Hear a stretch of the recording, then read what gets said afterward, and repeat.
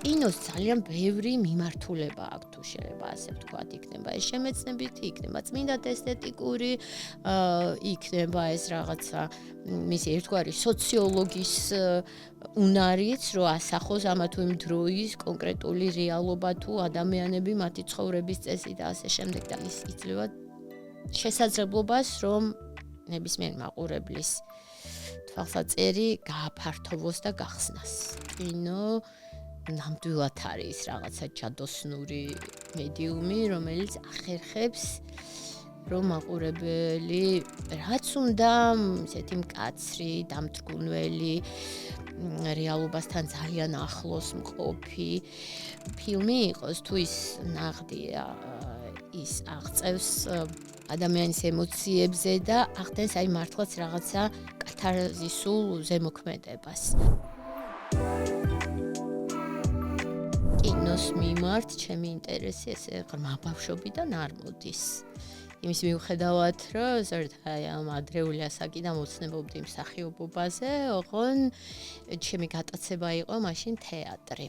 და აი ეს ამდენად ესეთი განსაკუთრებულად რომ გამოვარჩიო, რომ აი რას ვუყურებდი, თან თუ გავითვალისწინებთ იმას, რომ ჩემი ბავშვობა საბჭოთა პერიოდის დაცენზურებულ და ლიმიტირებულ კინო გაქირავებას ემთხვევა, დიდი არჩევანი არ მქონდა, ამიტომ რაც გადიოდა კინოთეატრში და სადაც შეიძლება წავეყვანე ჩემ მშობლებს, ნახულობდი იმას, ამ თქვა ტელევიზიით რაც გადმოიცემოდა. ჩემი დაინტერესება უკვე სერიოზული, რომელიც მე გადაიზარდა პროფესიულში, მოხდა სტუდენტობის დროს. ვსწავლობდი ხელოვნებაცოდნეობაზე და ცალკე კურსი იყო კინოს ისტორია და აი მაშინ დავიწყე უკვე უფრო სერიოზული ფილმების ყურება, ისიც რასაკვირველია, რაც ხელმისაწვდომი იყო მაშინ ჩვენთვის. და უკვე აი აქედან შემიძლია გავიხსენო რამდენიმე მათგანი, რომელმაც მიმახვედრა, რომ კინო რაღაც კიდე სხვა არის თავისი სიღრმით თუ თავისი ჯადოსნურობითაც. ერთი იყო ესეთი ტარკოვსკის ანდრეი რუბლოვი, მახსოვს მისმა ფინალმა განსაკუთრებით ნამდვილად გამაოგნა. იყო ვიმ ვენდერსის პარიზი ტექსასი, იყო ლუი მალის ნახვამდის ბავშვებო. აი მაშინ შეიძლება ესე ჩამოყალიბებულიც არ მქონდა, ვთქვათ, რა სტილის კინო მომწონს, ვინ გახდებოდა მე უკვე ჩემი საყვარელი რეჟისორი, რა ტიპის ფილმები იქნებოდა უფრო ჩემთვის ახლობელი. მოკლედ რაღაცნაირად აი ესე თავზე დამეცა შეიძლება ითქვას, ნამდვილი კინო და ამიტომ ყველა ფერს ვისრუტავდი, აი როგორც ღრუბელმა შეიძლება შეისრუტოს ხოლმე და აი აქედან უკვე შეიძლება ვთქვა, რომ დაიწყო ჩემი სინეფილური ცხოვრება. რასაკვირველია, კინოს ისევე როგორც ხელოვნების ნებისმიერ სხვა დარგს აქვს ეს მხარეც, ხო, შემეცნებით ის არ არის მხოლოდ და მხოლოდ ემოციურ, რაღაცა ესთეტიკურ აღქმასა და შეგრძნებებზე დაფუძნებული და ალბათ კინოს კიდევ უფრო გაღრმავებული აქვს ეს ფუნქცია, გამომდინარე იქიდან, რომ ის არ არის უფრო ტიპიური ტრადიციული ხელოვნების ფორმა, არამედ ეს არის ფაქტობრივად მასმედიის და კომუნიკაციის საშუალებაც. შესაბამისად, ის თემები, რაც ამა თუ იმ დროში, ამა თუ იმ სოციუმში არის მწვავე საჭიროებო აქტუალური რეფლექსირების საგანი, ამას ყველაფერს ის ირეკლავს. შეიძლება ზოგჯერ უფრო პირდაპირ, შეიძლება სწორხაზოვნათაც, მაგრამ შეიძლება ზოგჯერ უფრო ირიბად და უფრო კომპლექსურად, მაგრამ ის ინფორმაცია მაყურებელს მიეწოდება, ამიტომ მაყურებელი თუ ის არ არის უბრალოდ ზარმაცი მიმღები, რომელიც მხოლოდ გამოსახულებას უყურებს და აქედან შეიძლება რაღაცა სიამოვნება მიიღოს ან გაერთოს, რასაკვირველია ის მე ყველაფერ ამაზე ფიქრობს. მაგრამ არასდროს არ უნდა მოვითხოვოთ ფილმისგან, რომ ეს იყოს რაღაცა ზუსტი ესეთი ობიექტური და მშრალი ასახვა ამა თუ იმ მოვლენის, იმიტომ რომ რეჟისორს ყოველთვის აქვს ინტერპრეტაციის უფლება და საშუალება, მათ შორის ვთქვათ იგივე ისტორიული ფიგურების, თუმცა თუნდაც აი რაღაც ისეთი კანონიკური, კონვენციური შეთანხმებიდან გადიოდეს ეს ფილმში სწორედ ამ ისტორიული ფიგურების თუ ისტორიის შესახებ რეჟისორული გარდაწყვეტა მგონია რომ პირიქით უფრო საინტერესოა, იმიტომ რომ ეს ბადებს იგივე კითხვებს, რაღაცა დისკუსიის სურვილს კამაც დაეჭვება შეიძლება შენ ცოდნაში და მე გინდა რომ თქვათ გადაამოწმო რამდენად ეს ისტორიულად ასე იყო და რამდენად რეალობასთან გვაქვს საქმე. ამიტომ კინოს ძალიან ბევრი მიმართულება აქვს თუ შეიძლება ასე ვთქვათ, იქნება ეს შემეცნებითი, იქნება წმინდად ესთეტიკური, იქნება ეს რაღაცა მისი ერთგვარი სოციოლოგის უნარიც, რომ ასახოს ამა თუ იმ დროის კონკრეტული რეალობა თუ ადამიანები, მათი ცხოვრების წესი და ასე შემდეგ და ასე შემდეგ. ამიტომაც დღეს მაგალითად კინოს კვლევა, აი ესე ვიწრო ჩარჩოებში მოქცეული, რომ მხოლოდ როგორც ენობრივი, მხატვრული ენობრივი მოცემულობა, აი ესე იყოს განხილული, ფაქტობრივად აღარ ხდება, ხო? იმიტომ ის ყოველთვის არის რაღაცასთან დაკავშირებული. პოლიტიკასთან, გენდერთან, სოციალურ მეცნიერებებთან და ამიტომ ცხადია ის იძლევა შესაძლებლობას, რომ ნებისმიერ მაყურებლის თვალსაწერი გააფართოვოს და გახსნას. სხვა თუ არაფერი ჯანმრთელობისთვის არის კარგი, რომ მუდმივად რაღაცა ახალი ინფორმაცია მიიღო ჯანმრთელობისთვის, რატო ახსენე, რომ თანამედროვე სამედიცინო კვლევები ადასტურებს, რომ დემენციის პრევენციისთვის ერთ-ერთი მნიშვნელოვანია ტვინის მუდმივი ვარჯიში, როდესაც თან როცა ამ ტვინს გადართავ სხვა მიმართულებით, სხვა სფეროსკენ, ის იმ მიმართულებით, რაც არ გისწავლია, ვთქვათ, რაც არ არის შენი პროფესია, რაც არ იყო შენი სფერო ან ინტერესების საგანი. ანუ ტვინიც არის ცოცხალი ორგანიზმი, რაც არის მოტორი ფაქტორად ადამიანის, ხო, რომელსაც მუდმივი გაზეთვა და ესეთი მოქმედებაში მოყვანა ჭირდება და ამიტომ ცხადია ადამიანს თუ უნდა რომ აი სრულფასოვნად იცხოვროს თავის ცხოვრების განმავლობაში, სულ უნდა იყოს ჩართული ამ თავისი ცოდნის გაფართოებაში. კინო ნამდვილად არის რაღაცა ჯადოსნური მედიუმი, რომელიც ახერხებს, რომ მაყურებელი რაც უნდა ესეთი მკაცრი, დამთრგუნველი, რეალობასთან ძალიან ახლოს მყოფი ფილმი იყოს, თუ ის ნაღდია, ის აღწევს ადამიანის ემოციებზე და ახდენს აი მართლაც რაღაცა კათარზისულ ზემოქმედებას. და შეუძლებელია, რომ ასეთმა ფილმმა ვერ იპოვოს კავშირი მაყურებელთან. რაც უნდა გაუთვითცნობიერებელი იყოს ეს მაყურებელი. უბრალოდ შეიძლება მე აი ამ ემოციებზე დაკვირვება და ამ ემოციების უკვე რაღაც რაციონალურ მნიშვნელობებში გადატანა ვასწავლოთ მაყურებელს, ხო? უკვე იგივე თუნდაც დასრულ მაყურებელს, როდესაც ვთქვათ რაღაცა ისეთი კონკრეტული ჩვენებები ეწყობა, შეიძლება ეს იყოს რაიმე ვთქვათ ტრეინინგის ფარგლებში, კინო, სწორედ იმიტომ რომ დასაწყისში რაც ვთქვი, რომ ის არ არის მხოლოდ წმინდად ხელოვნების ფორმა და ის ძალიან ისეთი სიმბიოზური მოვლენა იყო თავის დროზეც უკვე როცა დაიბადა, ხო? მაშინვე შეიძლება ესეთი ღრმა თეორიული განსაზღვრება და კლასიფიკაცია რა არის კინო თავდაპირველ პერიოდში ვერ მოახერხეს ადამიანებმა, ვინც წერდნენ კინოზე, მაგრამ უკვე ხვდებოდნენ, რომ ეს არის ძალიან უცნაური. აქამდე არსებული ხელოვნების დარგებისგან განსხვავებული. სწორედ იმიტომ, რომ ის არ არის უბრალოდ მოქცეული ამ წმინდად რაღაცა ესთეტიკური თუ სტილური ძიებების მქონე ხელოვნების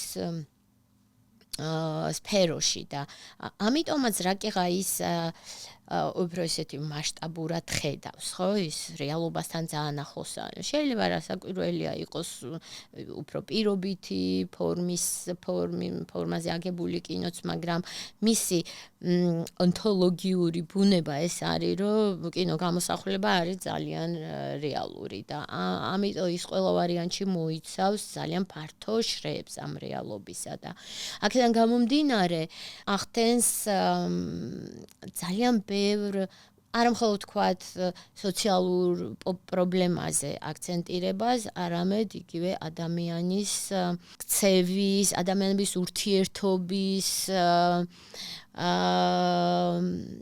ემპათიურობის, რაღაცა ღირებულებების, რომელსაც ემყარება თანამედროვე ცივილიზებული საზოგადოებები, აი ამ საკითხებს და როდესაც კინოში უყურებ, თქვა შეიძლება ისეთი ჯგუფების მიმართ, ისეთი კონკრეტული ადამიანების მიმართ რაღაცა ისტორიას, რომლის მიმართაც შეიძლება რეალობაში მიუღებლობაც გქონდეს, შეიძლება აგრესიაც გქონდეს, მაგრამ კინო ისე შემოატრიალებს აი ამ ფოკუსს, რომ შენში იღვიძებს უფრო მეტი ადამიანური იმპულსი და ხვდები, რომ ის შენგან კი არ განსხვავდება. უпроსტოდ ეს განსხვავებაზე მეტი არის საერთო.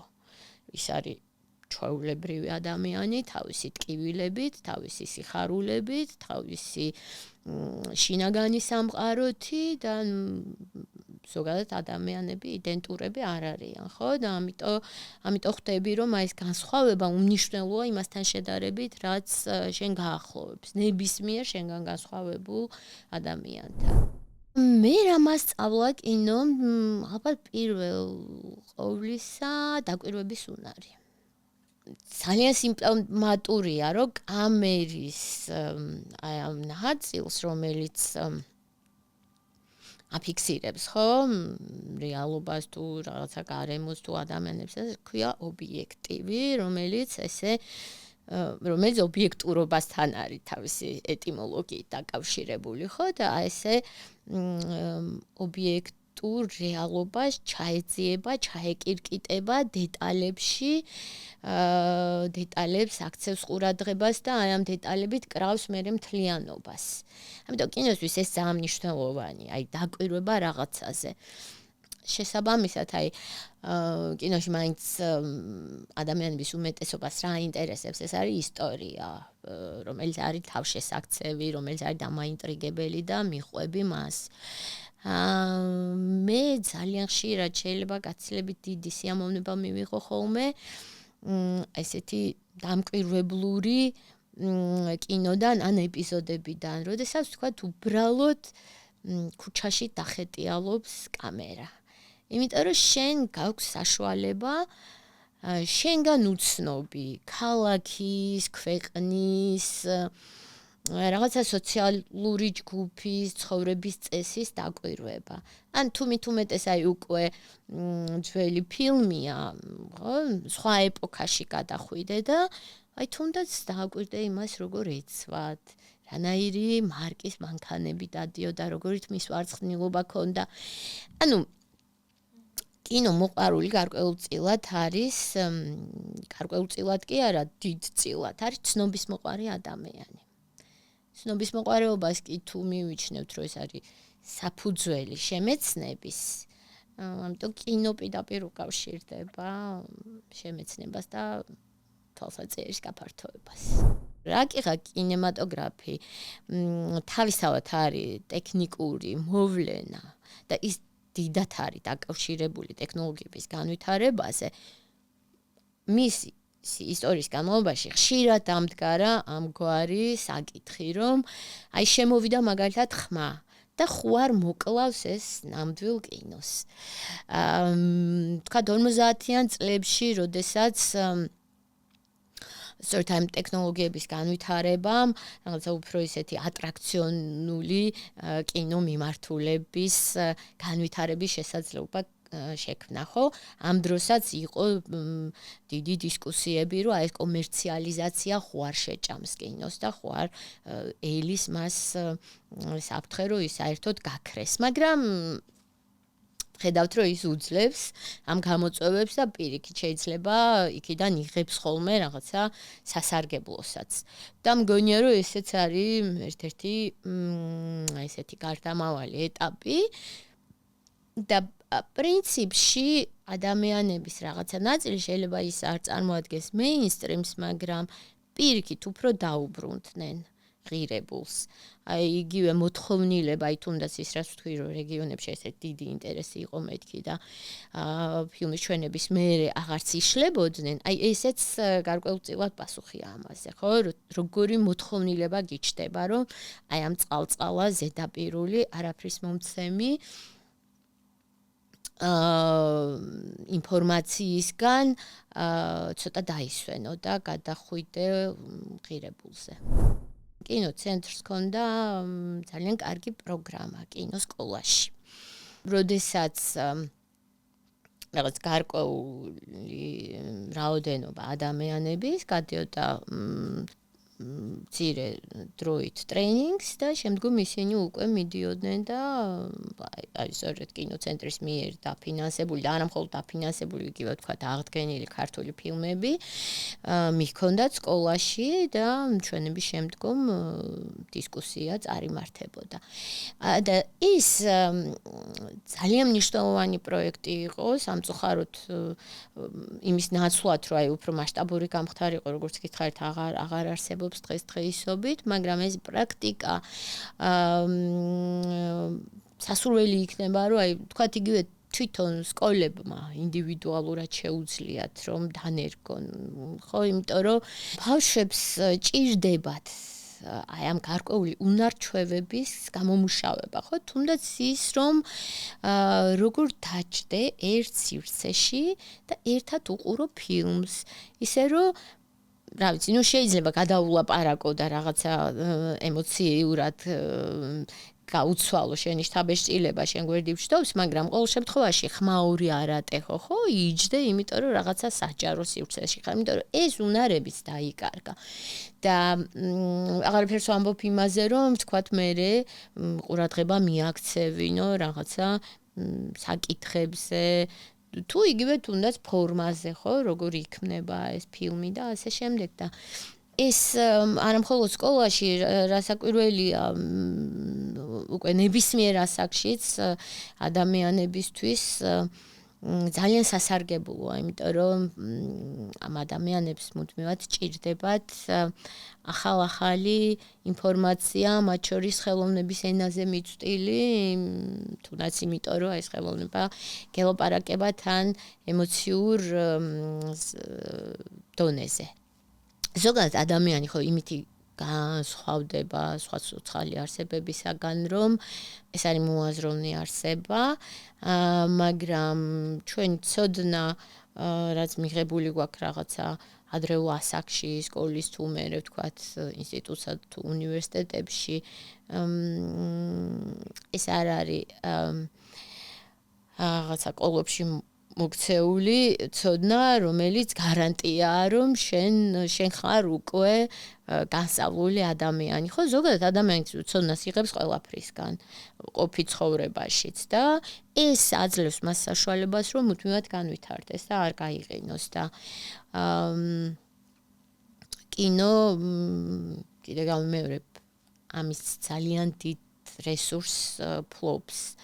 და შესაბამისად რასაკვირველია, სასურველია, რომ იგივე რეგიონებში მით უმეტეს, იმიტომ ხას ვუსვამ ამ რეგიონებს, რომ იქ კიდევ უფრო დავიწროებული და ლიმიტირებულია შემეცნების რესურსები და სასურველი იქნება, რომ ესეთი რაღაცა ჩვენებები, რომელიც შეიძლება მოყვეს, თქვათ, რაღაცა გარკვეულ პროფილურ სემინარებს, იყოს უფრო ფართომასშტაბიანი. აი მაშინ, როდესაც უკვე სერიოზულად ავინტერესდი კინოსთვის, ვინ იყვნენ ასეთი რეჟისორები, რომლებიც მივხვდი, რომ ძალიან მნიშვნელოვანია ჩემთვის. ერთი ესეთი იყო მაგალითად ლუის ბუნიუელი. თავისი ესეთი პროვოკაციულობით და არაჩვეულებრივი იუმორით. საერთოდ მგონია, რომ იუმორი, ირონია ძალიან მნიშვნელოვანია ადამიანისთვის და რეფლექსირებისთვის და მათ შორის თვითირონია და ეს შეიძლება შემეცნების და განათლების ერთ-ერთი აუცილებელი კომპონენტი იყოს. მეორე ეს იყო პიერ პაოლო პაზოლინი, არაჩვეულებრივი სიღრმის ძალიან კომპლექსურად მოაზროვნე და თანამედროვე დროს საოცრად პოეტური რეჟისორი. იდე ვინ შეიძლება დავასახელო, ეს არის ვთქვათ ანიეს ვარდა, რეჟისორი ქალი, რომელიც ბოლომდე სიცოცხლის ბოლომდე ესეთი ასაკში იყო საკმაოდ, როცა გარდაიცვალა, რომ არ კარგავს ცხოვრების ხალის, სიახლის დანახვის და შემეცნების უნარს და თან ყველაფერი ეს არის მოწოდებული ძალიან მსუბუქად, ძალიან ჰაეროვნად, ძალიან ფერწერულად და აი ეს მრავალშრიანობა მას აძლევდა ჩემთვის ყოველთვის ძალიან მომხიბვლელი რეჟისორის სტატუსს თუ შეიძლება ასე ითქვას. ჯონათან გლეიზერის ინტერესის ზონა ფილმი ეხება გერმანელი ოფიცრის ცხოვრებას, ოფიცრის, რომელიც უშუალოდ მონაწილეობს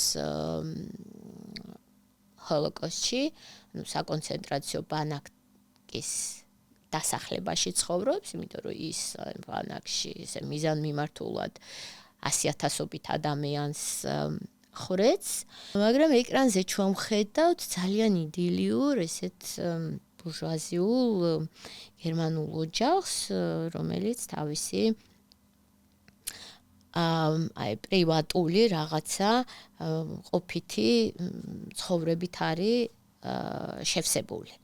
უბრალოდ ხმები შემოდის, ძალიან შემზარავი ხმები, რომელიც მიგვანიშნებს, რომ სულ რამდენიმე შეიძლება 1 კილომეტრის დაშორებით იქ სადღაც არის აი საკონცენტრაციო ბანაკი. და ის ფილმი არის აი ამ თავისი შემზარავობით, რომელსაც ეს კონტრასტი ბადებს, ძალიან კაი ილუსტრაცია ჰანა არენდტისეული, ცნობილი და შეიძლება უკვე რაღაცნაირად გაბანალურდა კიდევაც, იმდან ხშირად გვიწევს მისი მოხმობა ბოლო ხანებში, ბროტების ბანალურობის შესახებ, როცა ეს ადამიანები თავის საქმეს ასრულებენ. ისინი შეიძლება ფიქრობენ, რომ კანონს იცავენ და ისე ასრულებენ, მაგრამ აი ამ კანონის სახელით, როგორ მყარდება ბროტების ეს სისტემა. როგორც იყო ნაცისტური რეჟიმი.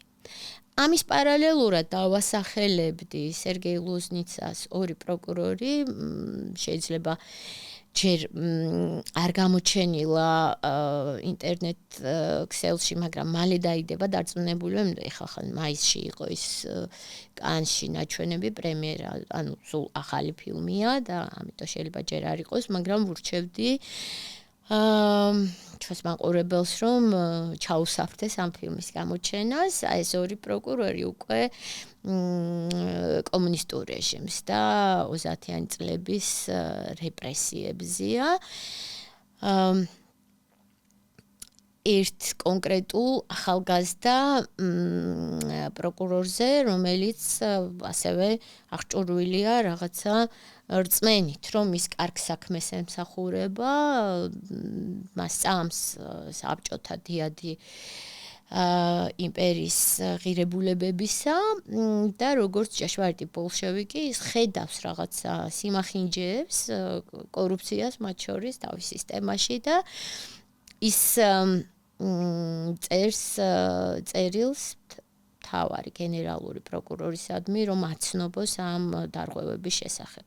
ალბათ ხვდებით, რომ ეს წერილი მის საწინააღმდეგოდ შემოტრიალდება და უკვე მას დასჭიან და არა ამ სისტემას შეცვლიან და ეს ორი ფილმი, რომელიც თითქოს სხვადასხვა იდეოლოგიაზე ამოზრდილ რეჟიმის შემზარავებას და სისასტიკეს აჩვენებს, ძალიან აწონასწორებს ერთმანეთს.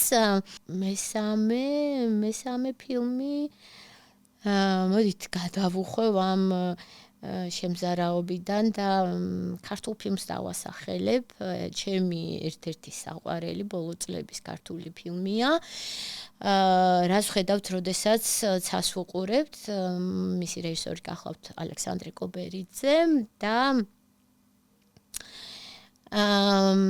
ეს არის ფილმი ადამიანებზე და იმაზე თუ რა გვაქცევს ადამიანად. იმ ჯადოსნობაზე, რაც შესწევს ზოგადად კინო, როდესაც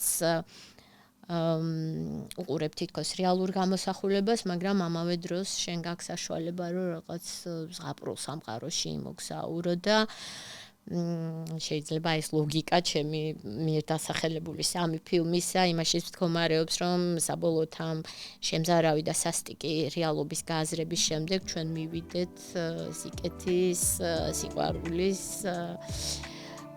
რეალობამდე.